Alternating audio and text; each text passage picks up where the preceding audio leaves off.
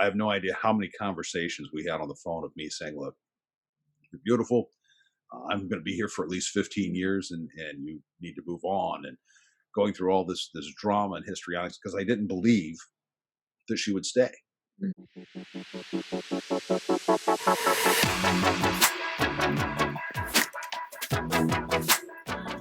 Hey guys, okay, so I am really excited about today's podcast because I am talking to Mike and Cynthia Savage. Now, Mike and Cynthia run a podcast called A Savage Perspective.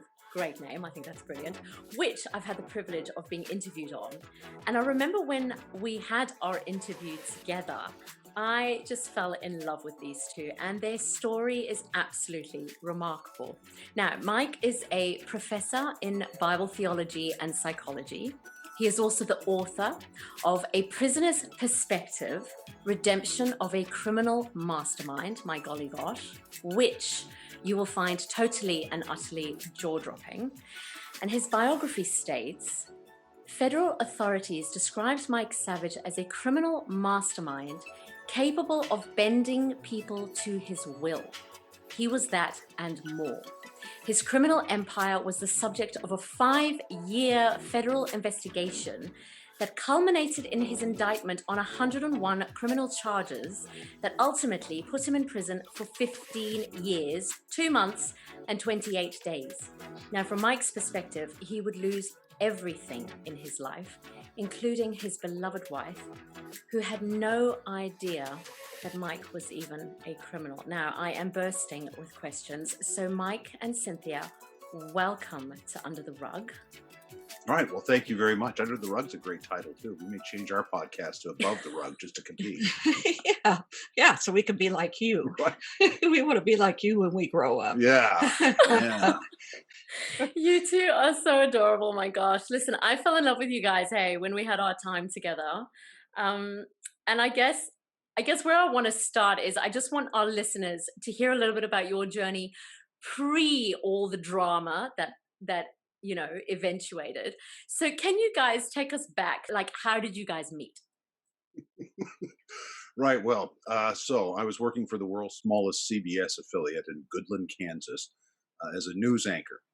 And they had this charity softball game that was to be played, right? And so I like playing softball. I said, all right, I'll go. I'm not much of a people person right back then, but I'll play softball. And Cynthia was going to be the shortstop for the team. And I made a comment walking by. I said, they let girls play? Right. Infield? Yeah, infield especially. Do they let girls play in this game? So it wasn't the most romantic way of meeting. No. It did light my fire though, because I was very competitive at the time, and so I had 5 brothers and 2 sisters, and so here's this guy I'd never met before, challenging my ability to play infield. And because of his comment, I think he actually got me moved from shortstop to second base because it was safer for girls at second base. You don't have to throw as long. It's not as long a throw that way. But yeah, he's always been such a charmer. So you're welcome. You're welcome for me doing that for you. Yeah, but that was our introduction. Okay, so where did you guys stand then in terms of God and Christianity at this point?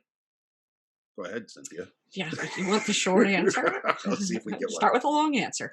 I was raised Catholic, Roman Catholic, and we were very. My parents were very, very strict, very on point about making sure we were at church every Sunday. We went to confession at least once a month. We were involved in the youth that they had, and so I was very much Catholic and felt that I was Christian. I thought it was one and the same. I prayed, I believed, but I didn't have, it wasn't until later that I realized that what I didn't have was the one-on-one communication with God. It was more like I felt like I was standing in line. My problems were a lot less than a lot of other people. And when he got the time, he would get to me. So that's where I was. That's where I stood. Okay. Yeah. I was a heathen and a wild man. I mean, my parents took me to Southern Baptist Church when I was a kid a few times. I didn't get it. Wasn't paying attention. Wasn't interested. Didn't want to know. And so it's like I say, I was a heathen, and that was reflected in my lifestyle. I mean, that was who I Yeah. was. Yeah. And we're going to delve into that for sure. So, Mike, how did you end up then transitioning from the world of television to the world of finance? Well, I decided to take some advice from some people in broadcasting who said you have a face for radio. And because I'm not the handsome guy, I'm not the news anchor type that you see in New York, looks very serious and looks just has that classic good looks. And so I said, okay, I like radio. I don't have to wear a tie. Everything will be cool. That's great. I'm going to do that. So I got a job in California working as a program director at a station in Napa Valley, and they had on a radio talk show. But the radio talk show was more home, home and garden and stuff. And as program director, I decided I would insert myself as a co-host and liven things up a bit. Ask the gardener how much he's making selling this stuff, or whatever. So eventually, the co-host left, and I had the show on my own, and it grew in popularity because it was controversial for the Bay Area. And Mike doesn't play well with others, I don't. so he went through a few co-hosts. Yeah, I'm the longest one that stuck. yeah. So- Yeah. So, and you're the only one I slept with. So I think that's great. That's good to know. Right. Thanks for making that clear. I just make everything clear. It's okay. We're married. We're married. We are, right? 10 years now, right? Yeah, going on 31. All right. Yeah. All right. So I'm gaining in popularity. The show's gaining in popularity, and I had on this one guest. I had complaining that I wasn't making enough money in radio. I said, I worked my backside off. I'm not making enough money. She says, well, I got somebody that I want you to meet. And I said, okay. So I met the person and got involved in what I thought at the beginning was just because I didn't know what money laundering was. I mean, money laundering Wow. had to do with drug crimes and all that kind of stuff, right? Yeah. So I started helping him move money from one place to another, discovered it was extremely lucrative in the 1980s to be able to Wow. move cash and do things very quickly. And I left radio and went into that full time. And that was my foray, my only time ever being in any kind of criminal activity. Like I said, I was a heathen, but I wasn't a criminal before that. Mm. And so that was the transition, was an introduction that was at times I think, gosh, I wish that never happened. But then if it hadn't happened, I wouldn't know how much my wife really loves me. You Yeah. follow what I'm saying? I mean, that was Yeah. it's through a lot of things here, but the deal is that's how the transition took place. I know that's vague, but it's deliberately vague Yeah. because No. I don't want to mention other people, and I really don't.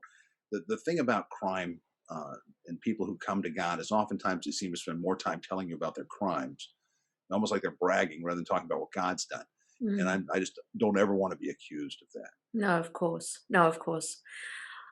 Did you know at the time, though, when you started getting involved in this, that you were, I guess, positioning yourself closer and closer towards the underbelly of finance? And At the beginning, no. yeah. A year before I was arrested, I found out it was illegal, and I was Wow. confronted with the choice of going to the government and saying, "Hey, look, I've been doing this. I didn't know, and are they going to believe me and stuff like that?" Or Yeah. lying, and I chose to lie, thinking there was going to be Right. a way out of it, and there was, but it involved going to Yeah. prison rather than them saying, "Oh no, it's just a big mistake." So Yeah. the first few years, no, but the last year, I knew everything was illegal. Yeah. Cynthia, Yes. you had no idea, right? Throughout all of this, while all this was going on, you had no concept whatsoever. I knew he was doing a lot of banking and making a lot of phone calls and a lot of travels because I went with him to Austria and Hong Kong. Now I wasn't in on any of the meetings. I was purposefully left out of any of that. Um, and there was a lawsuit, class action lawsuit that came up while Mike was in, and one of the questions in that I had to be deposed. And one of the questions that they asked me from the very beginning was, "You were living with him for 2-3 years. You were married. How could you not know what was going on?" Mm. And um, it was an odd question to me, but I guess that makes sense from their viewpoint. As I explained from my viewpoint, like I said previously, I grew up with 7 brothers and sisters and 2 parents. and we had, 3 girls in the one room, and the boys were in the 2 other rooms, and my folks had another. And privacy, if we were going to have any privacy, it was self-imposed. And Yeah. so we learned at a very young age that if you're not involved in a discussion or part of a conversation, you have no business. You stay out of it. Yeah, you stay out of it. If there's an uncomfortable conversation occurring between mom and one of the Yeah. other kids, you're not part of it. So go excuse yourself. Get yourself out of earshot and occupy your mind on something else. So I grew up with that. Yeah. That if I wasn't involved in it or included in a conversation, I didn't listen. I didn't Yeah. pry. And so it was the same thing with Mike. He was working so far as I knew. And there was no reason for me to stand over his shoulder and say, "Now what are you doing? Now what are you doing? Yeah. Now who are you talking to? Now what are you doing?" That just wasn't part Yeah. of who I was. So Okay. no, I So, didn't know. so at what point then did you realize what was going on? What Uh, was the revealing moment?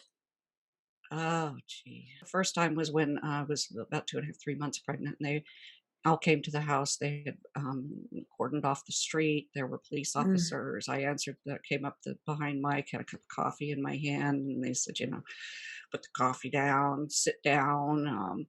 Where are the knives? Where are the Mm. guns? I don't know. Well, the knives are in the kitchen. It's just what is going on. So yeah, that was the first inkling. I still didn't believe that he had done anything wrong. I thought maybe there was just some type of a misunderstanding for quite some time. Phew. And Mike, for you, like when that day came?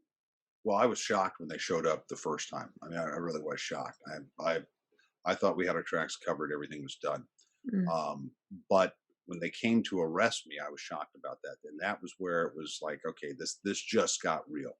I mean, Mm. because the from the time they raided the house to the time they arrested me was 2 years. I mean, they had an investigation going on 2 more years Whoa. after that. And we're living through that, pariahs in the community type of thing.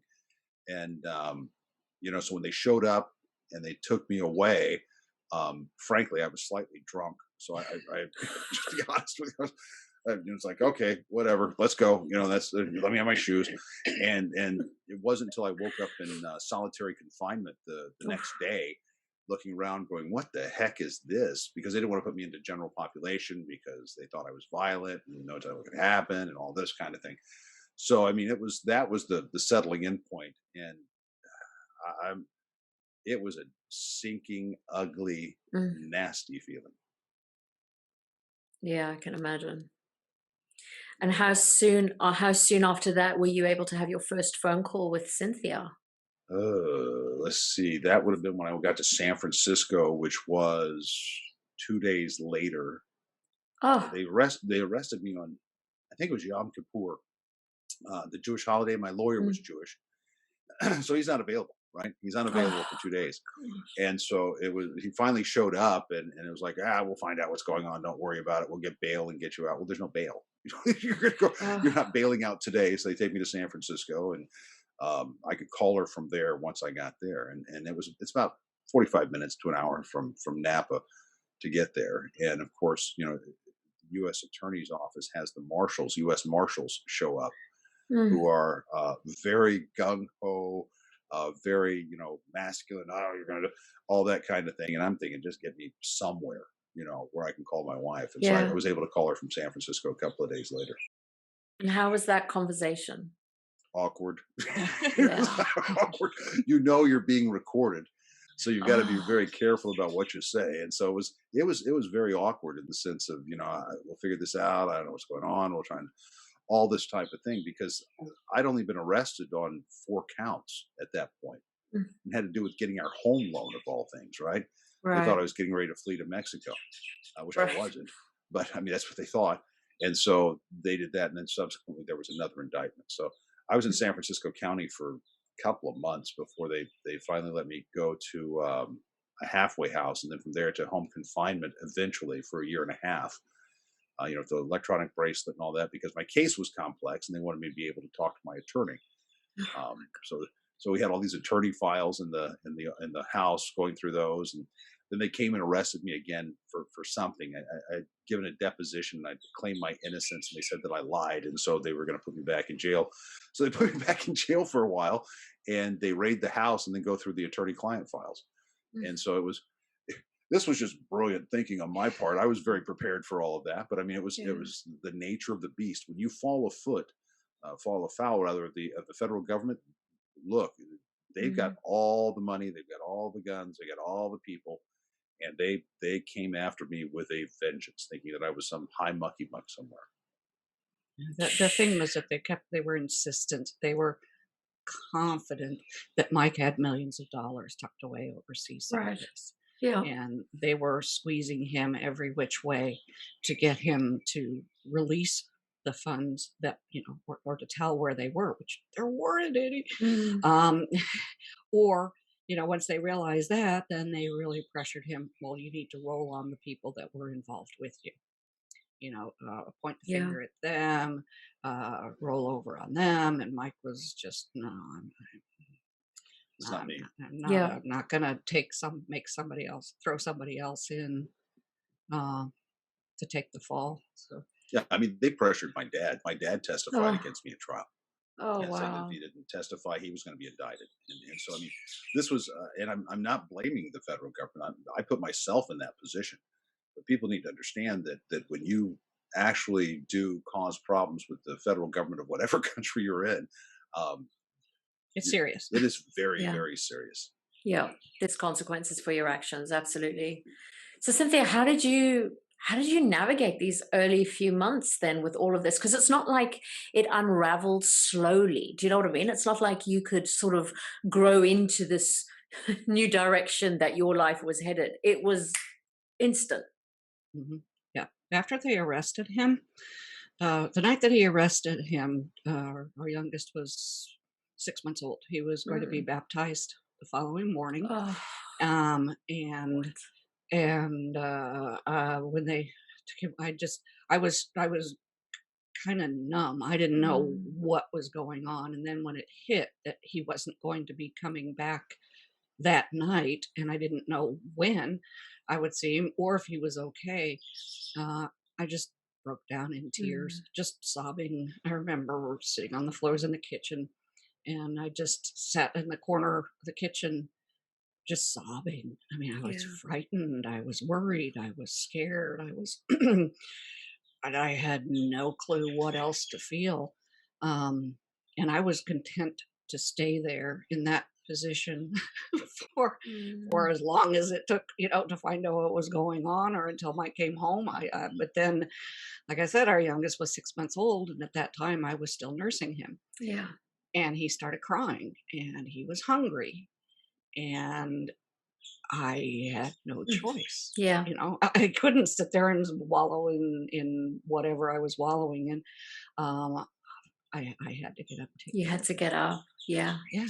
And so from that point, realizing that I had to be there for him, I'll tell you, it's totally unsolicited, but there's nothing that I was considering weaning, but there's nothing that will make you wean faster than a life-changing event. Just all of a sudden, everything kind of, it's gone. You're on your own now, kid. Wow. But from then on, it was one thing at a time, one moment at a time, 1 minute at a time, one step at a time, until it became an hour, to a day, to a week. But the worst part about it to me was that when I had thought that I had cried everything out, and that I was coming to grips with the fact that there was going to be a new normal, which meant I knew nothing of what to expect. As soon as I am coming to peace with it, then out of nowhere the tears I would just choke and start crying. And it was difficult when I was at work, Yeah, of course. or sitting at a stoplight or something like that, and all of a sudden the tears come, which I think it's a lot like it's a grieving. It's like having somebody that you care for pass away. Yeah. And you grieve and you cry, and then waves of it come from time again and again. It's so just like everything else, just Phew. in time. I learned Yeah. a lot, though. I had no idea how to work a fax machine. I had no idea. But by the end of this, I knew how to pull cable. I could replace shower cartridges, sink faucets. I could caulk bathtubs. I could do it all. Wow. Run a drill, put cabinets on. So Girl, that's resilience right there. My it gosh. took a while. Yeah, yeah, I believe you. How did you approach it with your church? I mean, you said that he was arrested the day before your son was baptized. I mean, how did you do that? Like, how did you face that? Gee. At the time, yeah, it was. Well, I could tell you, literally, it was with a very red, puffy face. That's how I faced Mm, it. The next morning, I think I'd finally gotten through to Mike's attorney. He finally called, and I said, "We're supposed, our son's supposed to be baptized. Will Mike be home for it?" Still thinking they're going to pop him loose, overnight, let him go. And he said, "You probably ought to just plan on going ahead mm, um, with the baptism. Just go ahead, and we'll work from there." And so went to church, and it was a small group. It was, like I said, my brother and sister-in-law and his kids came from Kansas, and it was us and the priest, and we had the baptism, and I cried a lot, mm. and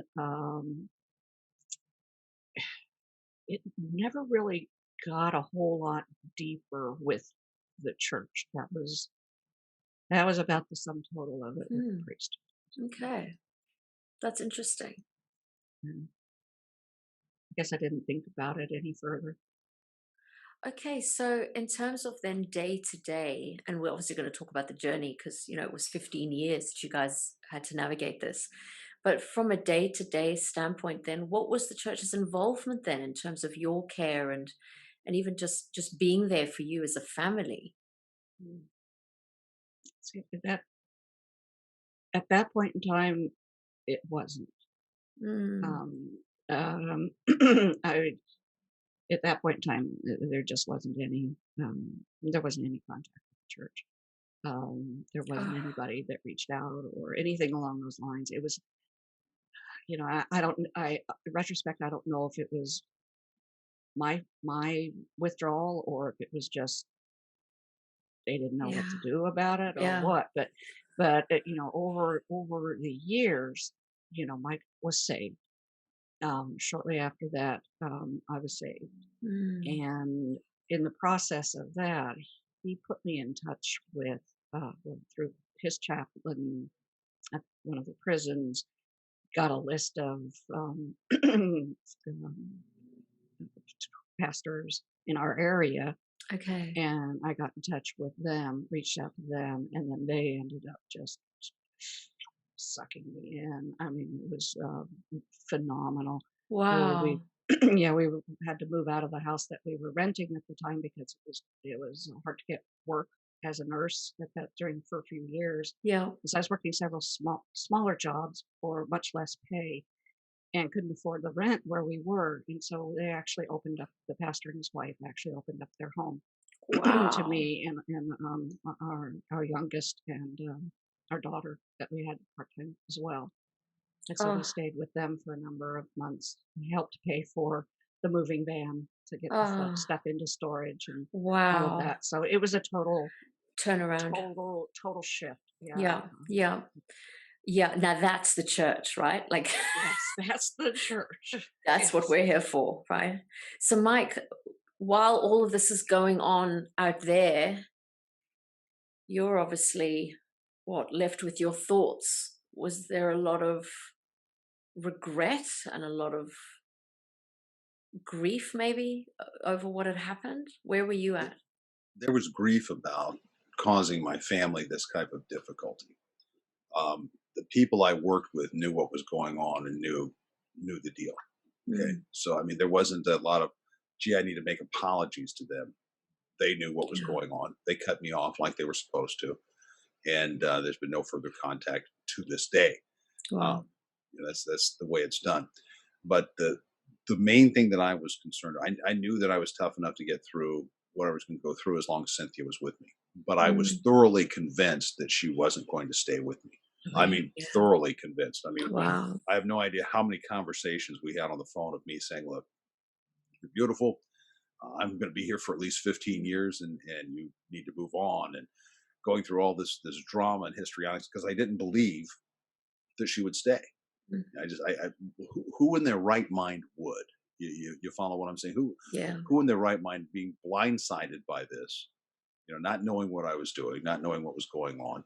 Who in their right mind would stay with me? There's no great catch here. They took all my money, they took all the property, they took everything that we had through civil forfeiture and all this other stuff. It Mm. wasn't just putting me in prison; it was a matter of taking everything that we had bought with illegal process, illegal proceeds, and taking it away. You say, well, you deserve that. Well, okay, all right. Well, that's what happened.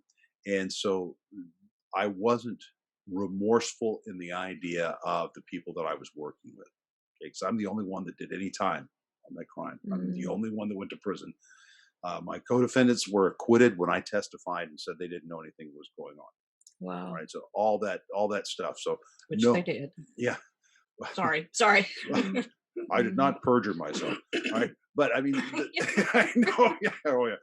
But the point of the matter is that I was convinced she was going to leave me. And that was the last thing that I could rely on in my life Mm. was my wife. Yeah. So those were my thoughts. Those were consumed my thoughts. When there was violence and had to fight or do whatever, I fought because I knew I was going to lose my wife and I was upset. Mm. I was angry, lashing out. So those were my thoughts. Those are the ones. I mean, you have a routine in prison that you follow. When you can eat, when you can sleep, when you go to work, when you make a phone call, all of that stuff. So the deal is the routine absorbs you. Yeah. But the thought of losing Mm. Cynthia was, and watching guys around me, their wives and children, leaving them after a Oh. few months of being locked up, Oh and some man. doing sentences of 2 years, 3 years, 5 years, and their wives and children gone after a few months. Mm. So I So mean, it's, how am I going to last through 15 yeah. years? I mean, come on, Yeah. I that's mean, you're then like surrounded by an environment of just hopelessness then. right. And evil. Yeah. Yeah. Yeah. Yeah, I met several people, wives, girlfriends, because you spend a lot of time in the waiting room waiting Yeah, for of the course. the processing in. I met quite a few of them, and at the beginning, you could tell, no, no, we're staying with him. That's all there is Mm. to it. We got it. He's only got 5 years, 4 years, and then I wouldn't see them for a while, and then when Mm. saw them again, a lot of those women said, "We're here to say goodbye." I brought the Oh. kids to say, goodbye. We're moving on. We're moving in with somebody else, his best friend or somebody we met or something. So, yeah, you see it from both sides. Uh, It's Heartbreaking. devastating. It was always a best friend to it seemed like Yeah, somebody they heartbreaking. knew together. Oh, We're that's friends on the devastating. outside, that type of stuff. That oh yeah, and then it turns out to be that, and the guy would go crazy. Yeah, luckily for us, Mike didn't have any friends. Yeah, So, it's true. That's we're laughing now, but I did not have any friends. That's absolutely true. I had acquaintances. That was it. Oh my gosh. You guys. So Mike, what was the turning point for you then that led you to Christ? Like what happened? Well, I've heard all of these stories about how people come to Christ. And here's what happened to me. First 2 years, pretty much first 2 years, I'm working in the kitchen and I'm making pruno. Pruno is illegal alcohol. All right, I'm making so because I have access to yeast. oh, I'm making there's a word she didn't know. yeah, right. There you go. Right. Yep. Pruno. Tickety boo, Boo pruno. and Right chinwag. there you are. That's an inside joke, folks. You're not going to understand it. At any rate, so making pruno, and I was making book for the guys. The betting for football and Yeah, baseball, yeah. all that kind of stuff. All right, so uh, all of a sudden one day I turn up on this what they have the job sheet. It's called a call out, and my job was changed from kitchen to chapel. Oh. And I'm thinking, what chapel? What are you crazy? What am I going to chapel? So I get to the chapel. I go into the chapel. A very nice man, very, very, very nice man. One of the best chaplains I came across the Oh, entire time. wow. Very nice man. He says, "Yeah, I read your report. It's a jacket, is what they call it. It's all the stuff about you that you've done in prison, outside of prison. All that." He says, "I think you'd be a great chaplain's clerk. So I'm going to have you come in here become the chaplain's clerk. And I said, I don't even believe in God. What are you talking about? I said, don't worry about it. We're going to fix this. And so he makes me the chaplain's clerk because he's high enough up on the totem pole that I can't get back to the kitchen. So, oh, wow. So I go into the chaplain's office and he says, okay, so you're going to be in charge of these 13 different religious groups. And you got the Protestants, you got the Catholics, you got Mormons, Jehovah's Witnesses, Jews, Hindus, Buddhists, Wiccans, Santeria, all the Muslims, the Sunni Muslims, Shia Muslims, More Science Temple of America, Wow. all these different groups, right? And they all have to have their own little meeting times, and everybody's got to have their books, and they got to have their videos, or they have whatever they have to have, right? Oh my gosh. And I'm thinking, okay, all right, but how am I going to make money doing this? So I'm doing this stuff, and one of my jobs and he would never let me out of the job, ever. He wouldn't let me out, no matter what. I would swear like a sailor. Mike, shouldn't talk like that. All that stuff, right? And so one of my jobs for the Protestants was on Sunday nights. They would always have volunteers come in. Volunteers would come in. I had to wait until the end of the program, and then I would clean up the chapel. Everybody leave. I'd clean up the chapel. Then I'd go back to my cell. That was my job, to do that. And so every Sunday night, I'm sitting through these haranguing sermons and listening to people say stuff like, oh, I would, there for the grace of God, I would be in prison with you guys too. And I'm thinking, what, are you smarter than me? You're saying we're stupid now because of that? And I'm listening to these people say ridiculous things. And I'm watching the same guys go up every week with different groups to get saved. They're getting saved over and over and over again, right? I'm saying, dude, what? You can't do that. No, we want them to keep coming back, so we want them to make it. Okay, all right. So I'm sitting through all of these, and one night, probably 4 years in, I'm sitting in the back of the chapel waiting for this guy to finish talking, right? And as always, we're going to say the sinner's prayer now. Then people can come forward, and blah, blah, blah, blah, blah. And I always sit there waiting, thinking, okay, I hope no one goes up there because I can get out of here fast, right? So I'm just telling you the story, right? This is how it happened. So Cynthia finds this enormously funny. I love it. It's so hilarious.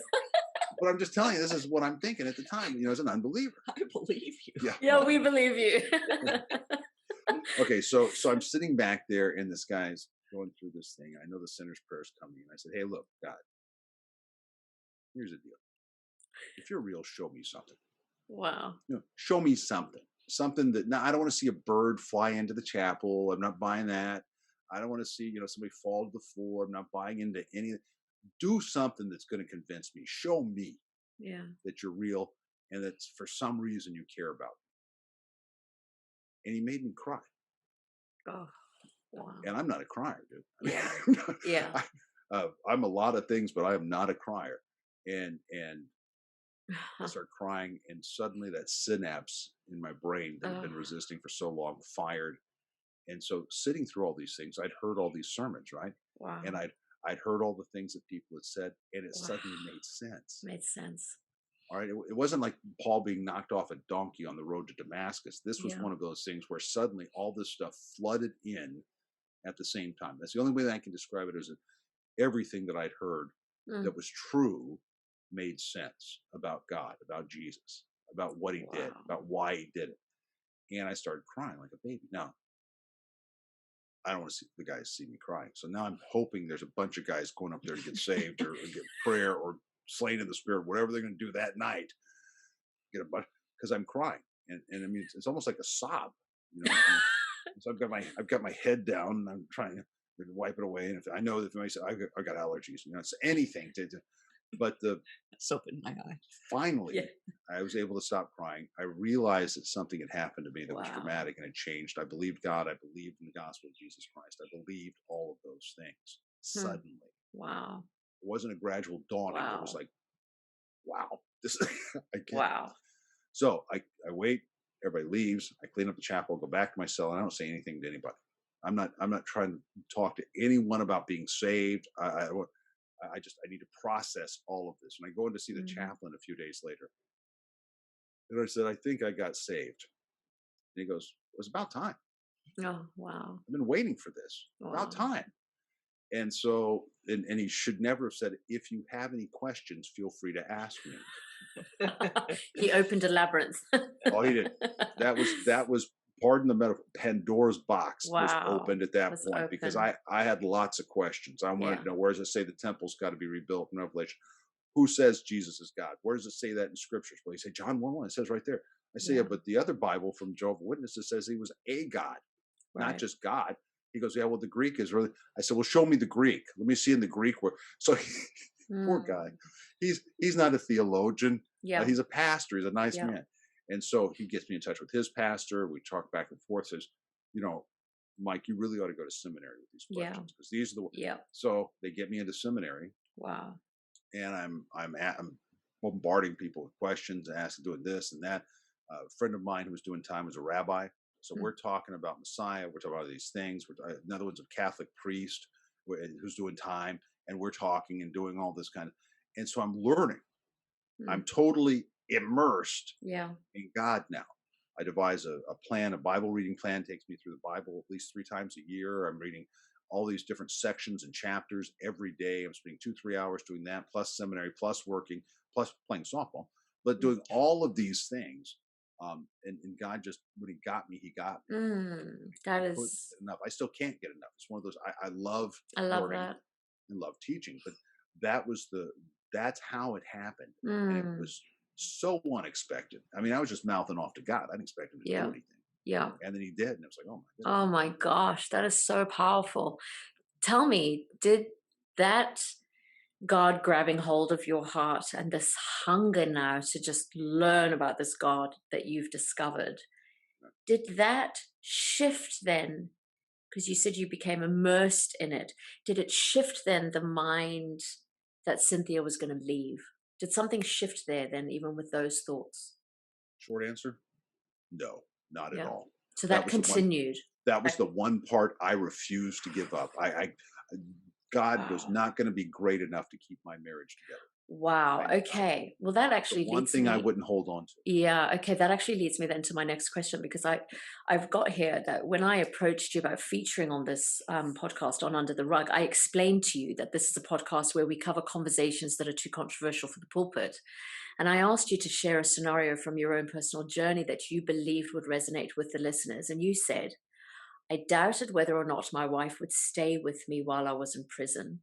It was a constant issue throughout my prison term that I later realized, and this just got me, was reflected in my doubts that God loved me." Right.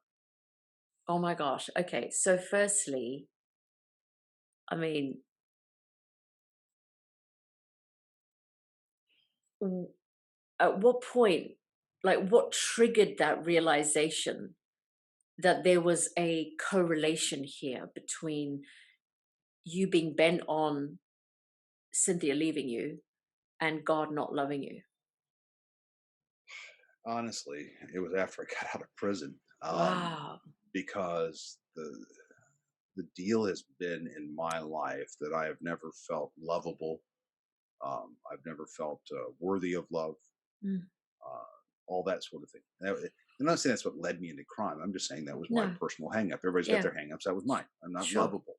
Yep. People like me if I'm entertaining. People like me if I'm counseling or empathizing with them. Yes, but do they really care about me? No, they don't. Mm. And so the thing with Cynthia was not going to be any exception. I was She moved in with my parents, was with them when both of them died. Mm. She went through cancer while I was gone Oh twice, my gosh. all that kind of stuff, and she's still there. And it's not until after the second cancer surgery, and I'm still a year and a half, 2 years out from being able to be with her, that I'm realizing she's gone through all this stuff and still here, Mm. and taking the abusive phone calls of me saying, I know you're not going to be truthful and faithful with me, and yet Wow. she's doing it. And so it's like, at that point, it's kind of like, you know what? She said to me something that was really profound. She said, every time you do that, you hurt me. Every time you say Mm. something about us breaking up, you hurt me. And I would never hurt my wife for the Yeah. world. Yeah. And that was a fundamental shift that I think Shift. later led to the idea of understanding God's love and not believing that He really loved me because I didn't believe that Cynthia loved Wow. Oh my gosh, that is so powerful. But I think the Lord really used Cynthia then to be a physical representation, even though it's only a fraction, a portion of, but almost like a physical representation of the kind of love that God has for you. Hey, the fact that she Yeah, stayed. yeah. And a chaplain said that to me at one point. I'll just give you a short story. In prison, you have to pay for your phone calls. Back then, you couldn't call collect. You had to pay for your phone calls, right? So every week, Cynthia would send me $20, and I would put $20 on the phone, Hmm. okay, so that I could call her every night. Oh, And when she moved in with my parents, the first weekend she was there, I call her, and she said, "Your parents are crazy." And I said, "Well, take a look at me. Are you stunned by this sudden? Is this a revelation to you?" And she says, "No, they buy food before they pay their bills." And I said, "Well, yeah, children with depression, they're going to do that. They're going to buy food first. Food comes first, bills later." And so I was just going to move on to another subject. The Holy Spirit, I was saved at the time. The Holy Spirit said, "You need to dig this just a little deeper, Mike." oh, And I said, "Look," I said, "you send me $20 every week to put on the phone. It's not like you've ever gone without food for, you send me this $20 rather than, you buy food rather than sending it to me, right?" And there was this mm, heavy silence on the other end of the phone. And I pressed her, I said, "Is it?" Harder, harder. And she finally says there was times when there wasn't enough food to feed the kids oh and my for her to gosh. eat. So she was sending me this $20. And I said, "Hey, why would you do that? Hmm. Why would you not eat and send me?" She says, "Because it's more important to me to know that you're okay than Oh, to eat." And so I'm crying again, right? I mean, this broke my yeah. heart. Oh, But what it did, Nalini, was I got angry with God. mm, And I started railing at him. "Why are you punishing her? She didn't do anything wrong. She didn't know anything that was going on. right. You're punishing her. Why don't you punish me? There's food here at the chow hall I can go eat. You're not providing for her." Mm, And so I'm in seminary. I'm doing all this stuff. I come rolling into the chaplain's office the next morning. I said, "I'm leaving seminary. You're mm. not going to keep me in this job anymore. I am done with God. I'm done with you. I'm done with this whole mess." He said, "Sit down, Mike. Let's sit down and talk." So I told him what happened. He said, "Wow, Mm, that's God showing you the self-sacrificing love mm. of Jesus through the self-sacrificing love of your wife." Oh, And I was mad still, but I finally got it. This idea of sacrifice. You know, I know personally two things.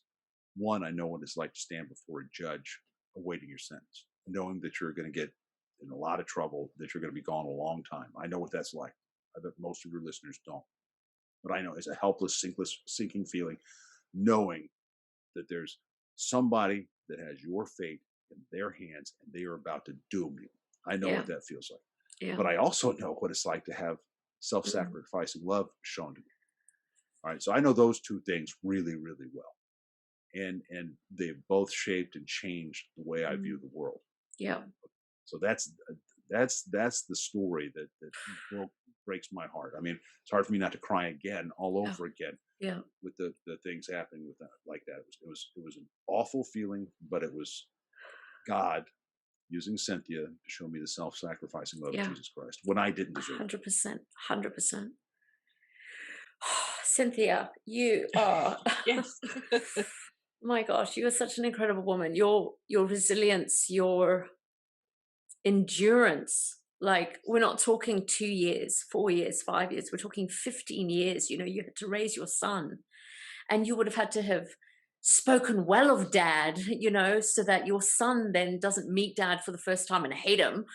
So I can imagine you would have had to have continually chosen life in your relationship with your man. And you're such a testimony. And so I just want to honor you, just for a moment. Just like, that is massive, and your guys' story is going to go so far and so wide, and you guys are going to become such an inspiration to so many people. I believe this in my heart, because you are living, breathing, walking testimonies of what God can do, like what he can restore. Where there is this sense of hopelessness, he can bring that hope and that healing and that restoration. So I guess this is probably a question for the both of you, but what were your pillars as a couple that helped you navigate those 15 years of separation? So maybe if we could start with you, Cynthia, like what was your pillar? What was it that just made you go, I am not budging. I am not leaving this man? I'd like to say it was really complex, but it was God. Yeah. That was it. There was a certainty um, that that I wasn't going anywhere.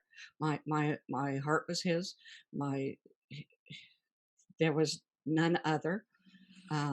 It wasn't a matter that I felt that I would be better off without Him. Not having to have somebody else necessarily, but I just knew Yeah. there was no question about leaving Him.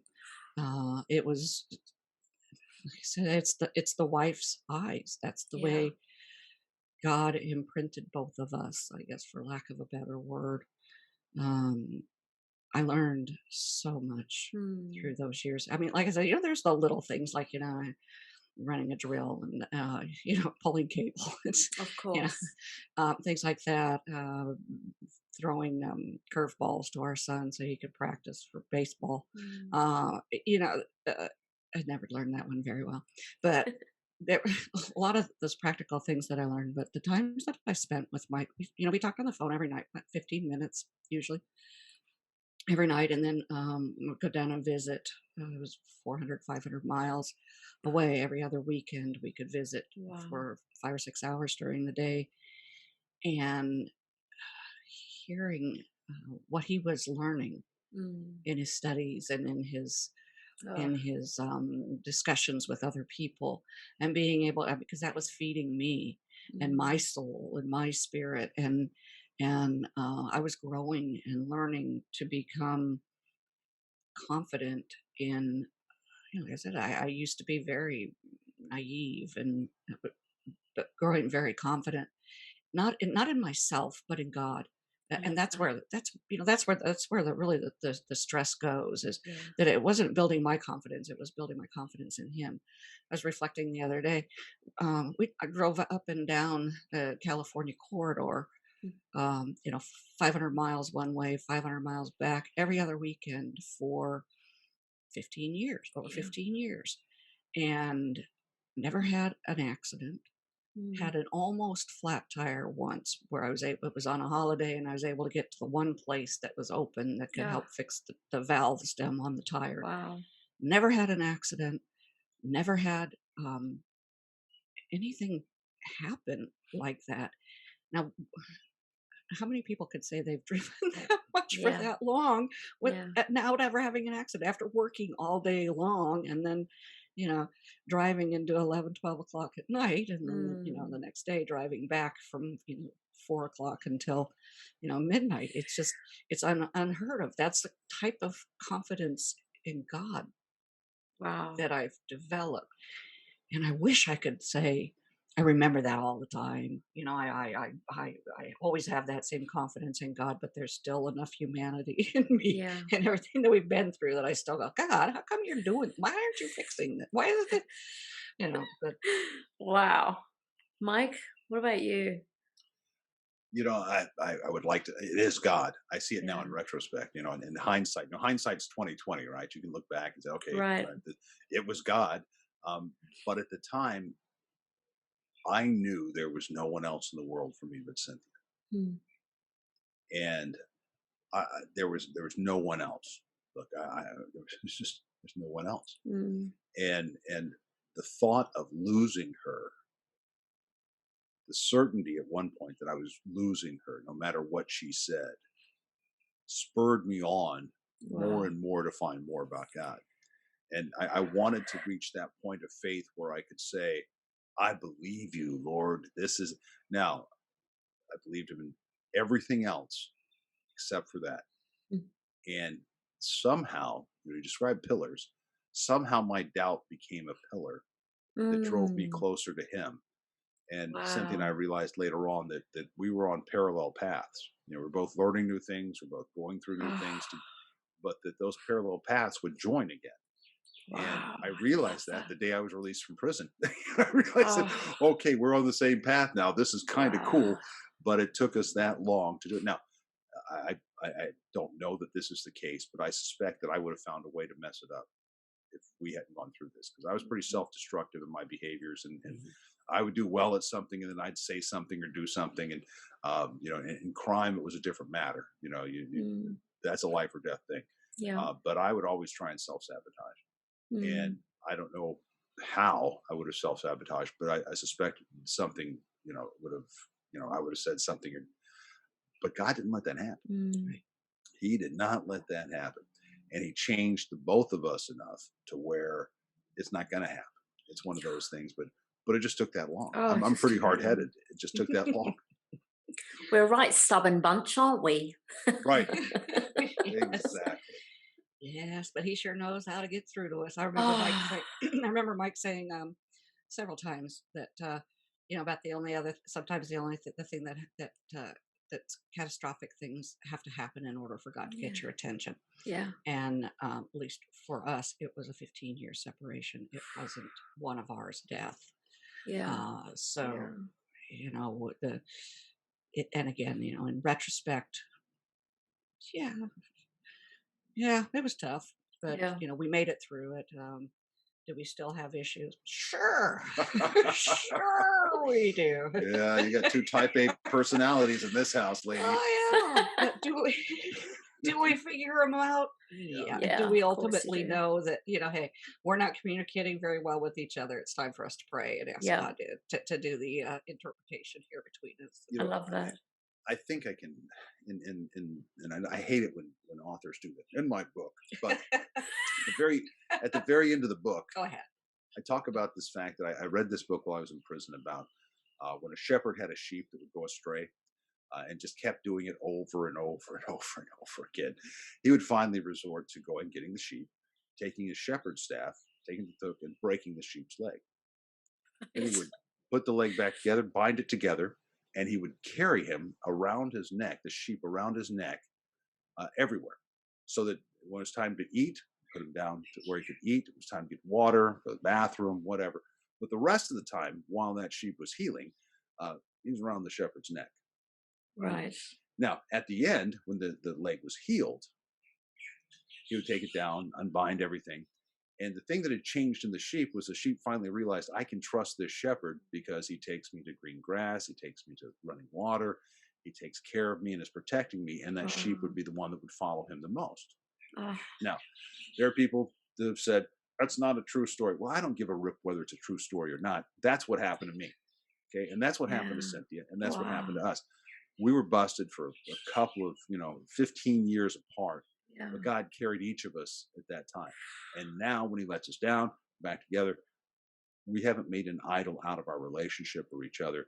Yeah. We try to follow him to the very best of our ability Beautiful. because we know that no matter what, it's going to, when we left here for Hurricane Harvey, we left the island for Hurricane Harvey. We were saying to Cynthia, okay, no matter what, when Mm, we come back, we're going to praise God, no matter I what the love that. house looks like or anything. And he spared the house, all this kind of Mm, thing. There's a lot of work to do, but we spared that. But that's the type of trust that we've learned. Now, we wouldn't have learned that. There's some people who just have that instant faith, trust God for everything. And praise God, they're wonderful people. But for us, it was a matter of he's proven himself. Yeah. mm, And I think it was important what Mike said.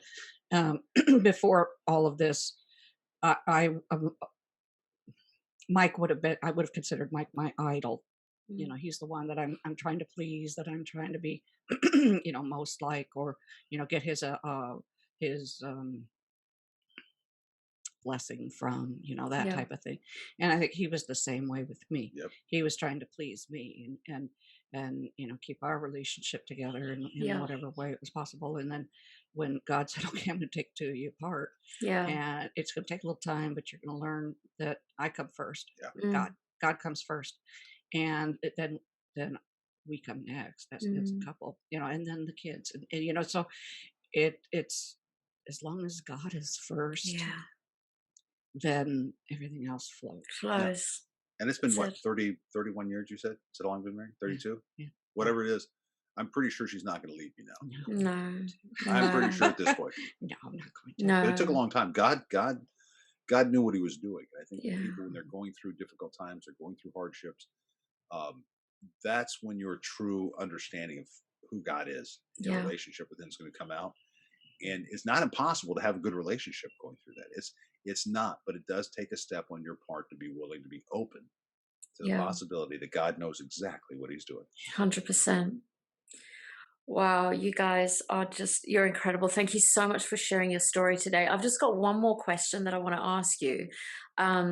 It's more actually, what word of encouragement can you guys bring to the table for our precious listeners today, some of whom may be experiencing right now the ramifications of bad choices? What did you want to say into those guys today?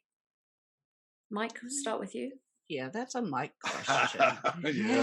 Yeah, give Cynthia time to think about this. Yeah. I can say from personal experience that you can doubt God and he still loves you. You can rebel against God and he still loves you if you're saved. Or if you're saved, you can do whatever. He's your loving Father, right? Now the problem with that is that sometimes we may not have had best parents, right? Yeah. And we look at God as being, judgmental or holding back or that. Yeah. But he's not. Yeah. That's the deal. Judgment's gone. And while your circumstances may not change immediately, they're going to change. And they're going to change for the better if you understand that God's in control and that everything that is happening to you, he is absolutely going to help you through and chew through it. The last thing you want to do is give up, because if you give up on God, there's nowhere else to go. Yeah. So that don't give up is my thing right there. Yeah, that's brilliant. Cynthia?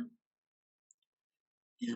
For me, the biggest encouragement I would give anybody, which is the biggest encouragement that I give myself, is that again, echoing some of what Mike said, there is nothing that is outside of God's control. Nothing. Not one little speck of dust someplace flying around that's causing havoc somewhere that God's unaware of. Yeah. And the fact that, when you find yourself in a situation, the feeling is, where's God? How could he have done this? How could he be deserting me at this point in time? And the reality is that he didn't just look away and go, oh gee, what's going to happen over there? So, oh crap, I forgot about Cynthia. Oh gee, Cynthia, I'm so sorry what you're in. I just lost total track of you. Yeah. It doesn't work that way. He knows which direction you're going, whether it's a poor choice or a good choice. And he knows that after that poor choice or good choice, he'll still be there to pick you up. Yeah. It's so much like what a parent does for a child who falls down. You tell them the stove is hot, don't touch it. They touch it. Yeah. Come on, I told you. But still, you warn them, you tell them. And sometimes we just don't hear that little warning. And so we go ahead and touch it. Yeah. God, why'd you let me touch the stove? You didn't tell me it was hot. Yeah, you didn't mean it literally, did you? Yeah. So it's nothing's occurring outside of his knowledge. And one thing that Mike always taught me that sticks so the only perfect thing there is God. It's the only perfection there is, and everything that he does is perfect. And so even if to you it seems like it's the absolute worst thing, there's a perfection within it because God is within it. That's right. And you got to go with that. Nalini, Wow. let me just add one other thing to this. I know it's final No, words. Final go words. ahead. I'm Go old. ahead. Get over. I love it. Bring it on. I know there's people out there that are hurting, and I know there's people questioning and going, "Why did this happen to me? Why am I having to go through this? And I get that. Yeah. And I understand. Try and go as far as you can into that. Right? Just roll around in it, permeate. Just let it soak into you. Why I don't understand. It's unfair, and then stop. Yeah.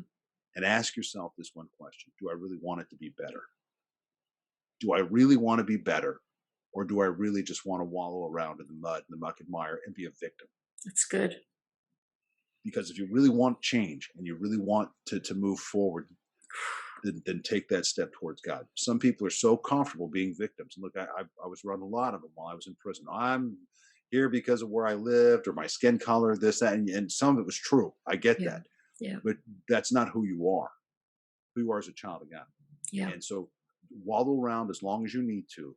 And then when you're done, take that one step closer to God. Just take that one step.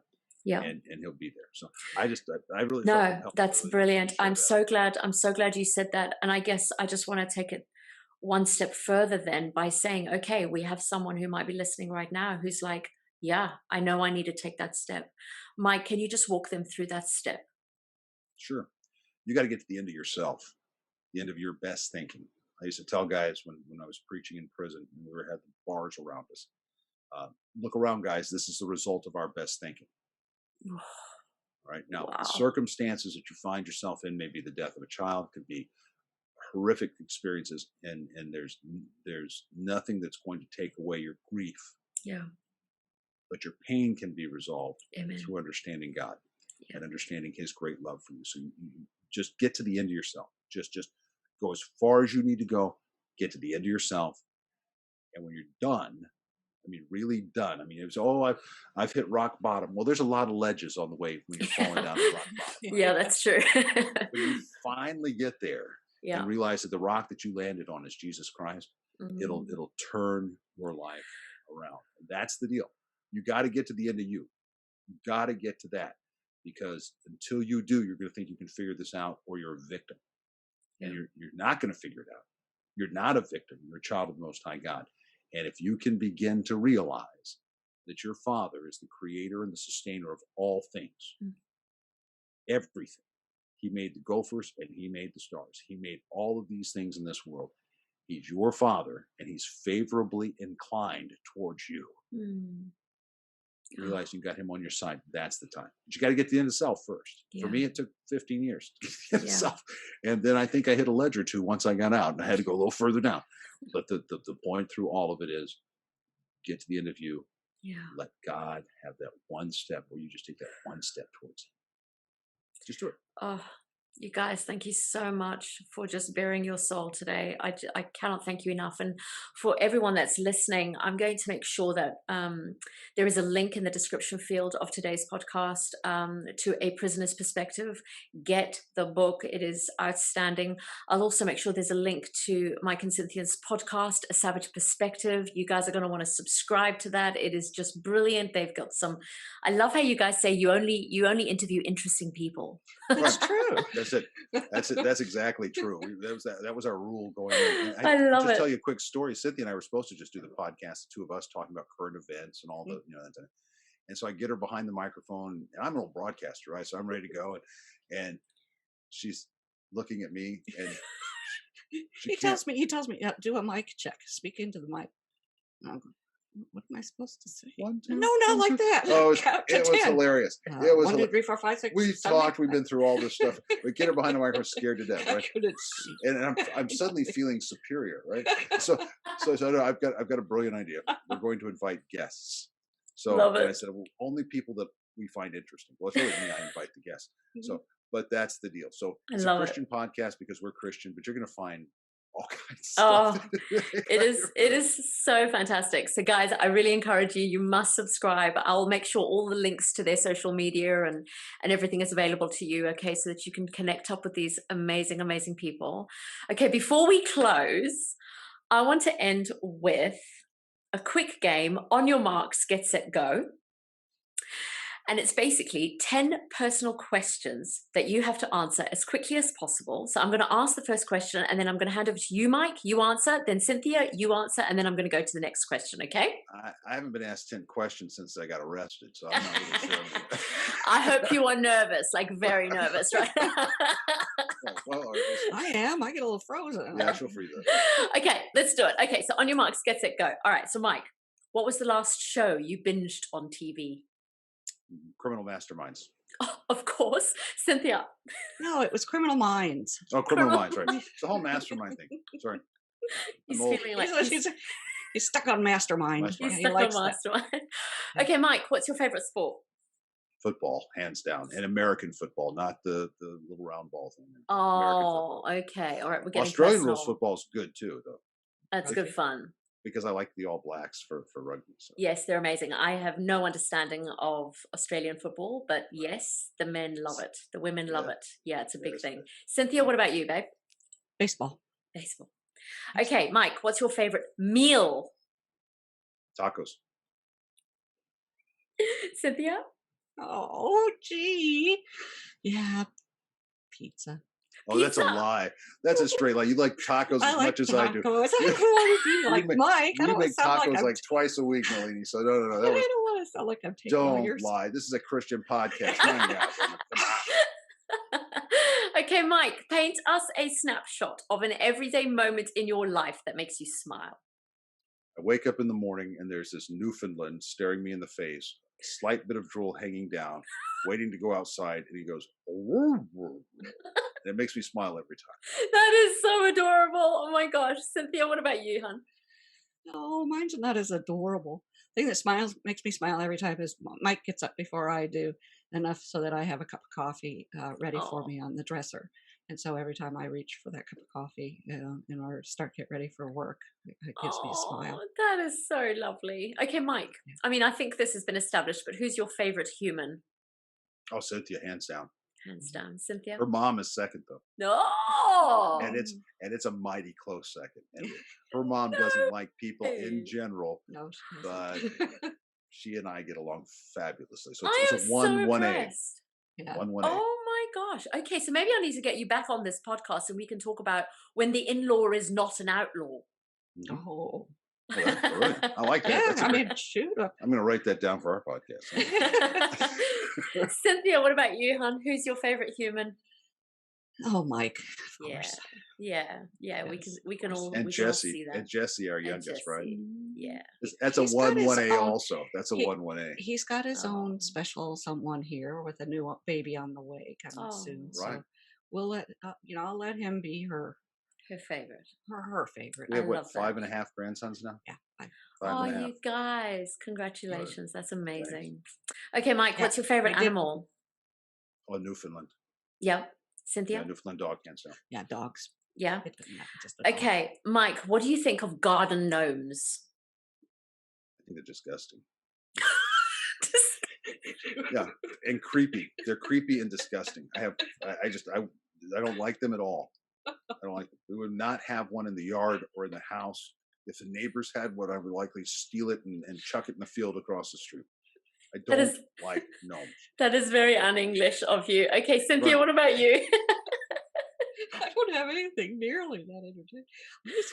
I just find them creepy. Creepy, huh? Yeah, they're just creepy. Well, we just lost all the audience we had. Yeah, I know. That's it. They've all gone. All right, well, I bet there's. I'm not going to paint them with that broad of a brush. I bet there's others going. Right, that's a terrible thing. That play gnomes. Take them out of the yard right now. Okay, Mike, are you a tea or coffee drinker? Coffee. I only drink tea. Well, frankly, I never drink tea. Coffee. You only drink tea when you're on a podcast with Nalini. Well, there's that. Yes, I mean the green tea that's allegedly in the glass, right, is actually probably coffee. But I just wanted to sound very European. Right. Cynthia, what about you, baby? You tea, coffee drinker? Definitely coffee. Coffee. Okay. Mike, how do you handle stress? Getting knotted up on the inside and getting very focused and being a miserable person to be around. Right? Love? Okay. Yes. Cynthia agrees. I like that. Yes. Yes, he's very. Do not get me wound up is what the deal is, and so that's always been a problem with me. When I get wound up, I get really laser focused. I mean, laser focused on getting rid of this stress, and it is the dogs go away. Cynthia goes outside and putters in the yard, stuff like that, until I get this figured out. I do not handle that well at all. Right. Cynthia, what about you? Oh, I get quiet. I go introvert state, and then I usually will try to remove myself from whatever is stressing me. Yeah. Physically. Yeah. Go for a walk if it's at work or something. Yeah, that's really good. Okay, and the last question, Mike, what are you most grateful for in your life? I should say my wife, okay, and I fully realize that, folks. But I'm grateful for what God's done in my life. Yeah. You know, the good and the difficult. I was going to say good and the bad, but it's really the good and the difficult. It comes from God. It's not bad, right? Mm-hmm. But I'm really grateful to God. I mean, truly grateful. And there's times when people don't understand that, and I get that. I mean, I don't get asked to speak at a lot of places or do that sort of thing once, and then that's about it. And they realize, oh no, we're having next conference. That doesn't bother me. The deal is, I'm really grateful to God for what He's done and continues to do. I mean, He hasn't just stopped, you know. No. So I'm grateful. Love I really that. am grateful for that. Yeah, I love that. Cynthia, what about you? Yeah, it sounds weird, but I'm grateful for the time that we had apart because it allowed us to God to grow us each in the way that we each needed to grow, so that when He brought us back together, we were much better than we were had we been together the whole time. Wow. You know, and it's easier, of course, to say that now that it's been 13 years ago. But yeah, that's what I'm most grateful for, is that through that lessons that we learned, that God is first and foremost, and He likes, I think God likes that a lot. Yeah. Guys, thank you. Thank you so much for joining us. Are you kidding? You're our favorite podcast to be on. What are you talking about? We just see you and we go, oh, I just love her. I just want to pinch her cheeks. She's been so happy all day, bouncing around. Is it a lady? Is it a lady? It's like, settle down. Don't be over anxious. Settle down. I love you guys. Thanks again for joining us. Hey. We love you too. Thank you for having us.